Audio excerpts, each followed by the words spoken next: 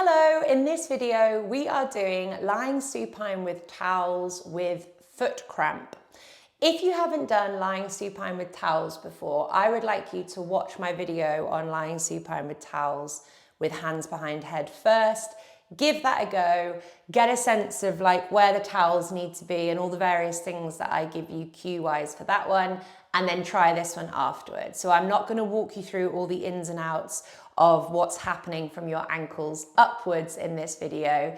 This video is assuming that you know what's happening in the rest of your body, and this time we are just going to be working on our feet whilst we're in this position. So please bear that in mind. We're setting ourselves up on our towels and we're taking our legs long. You've got a couple of options here with your upper body. So if you've done that previous video, you'll know that I'm doing that with hands behind head. And I think that's what I'm going to do today as well, because I just like that extra opening through my shoulders and through my chest. I like working my shoulders. It's very impactful for me. But you can do this exercise with your hands on your belly or your palms facing up at the sides. That's absolutely fine if it feels a bit too much to have the hands as well. And all we're going to do here, and I say all we're going to do, but it doesn't mean that it's not going to potentially burn, is point our toes hard so that we try and cramp the arches of our feet.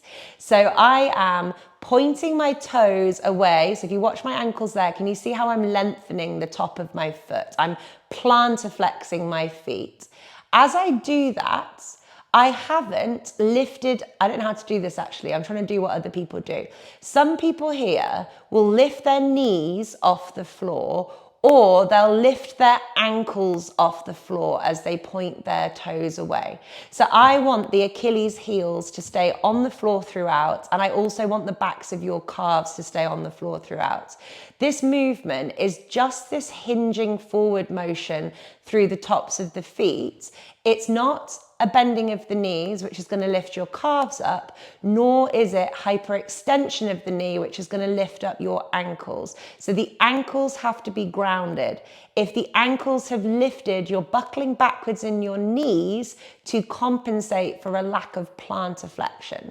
Hopefully that makes sense. So we'll just get ourselves set up and then we'll do a couple of minutes of this, and then you can potentially play around for holding this for maybe even up to 10 minutes at a time. So my calves are on the floor like this. My heels are on the floor like this. Without lifting either the calf or the heel, I pivot my toes away. I point the soles of my feet, I point the tops of my feet really hard so that hopefully I get a cramp in the arches of my feet. And I am just holding this position of plantar flexion. So I'm just pointing my toes, holding it and seeing what happens. What I'm hoping for you guys is that you're going to cramp up in the arches of your feet, which means that the arches of your feet are starting to wake up. When that happens, you might need to give things like a bit of a shake off, and then you're going to come straight back into it, because it's a great sign that you're waking things up as I want you to. And hopefully what you'll notice is the more that your feet cramp, the more you notice things kind of switching on through the backs of your calves. So you might start noticing that the backs of your calves cramp, or maybe you get a bit wobbly in your ankles, or maybe you really start feeling like a stretch or a wobble through the front of your hips. What you're experiencing, if that's going on, is that connection between your feet working better and your hips releasing off and your legs waking up. Remember, pointing your toes is not buckling backwards through the backs of the knees. So lots of people will compensate with their knees when their feet don't work properly. The calves stay on the floor, the ankles stay on the floor, the toes point away. You're trying really hard to keep your toes, your ankles, your knees and your hips in alignment.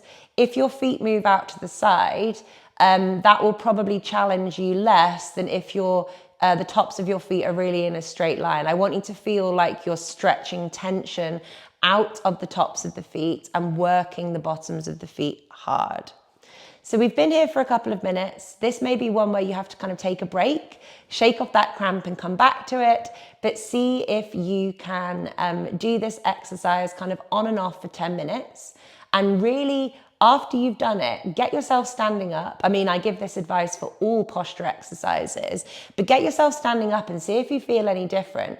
You might be really surprised at how what looks like quite a simple exercise can really change your whole body. Just by waking up your feet a little bit, you might feel more stable on your feet, you might feel more upright, you might feel more open through your hips due to what we've done here, and you might feel way more free in your upper body.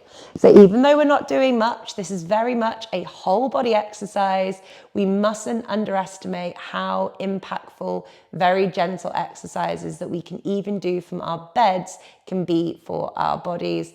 I'm getting a bit of a shake in my left leg actually the longer that I hold this, which is a great sign and shows me I probably need to hold this for a little bit longer.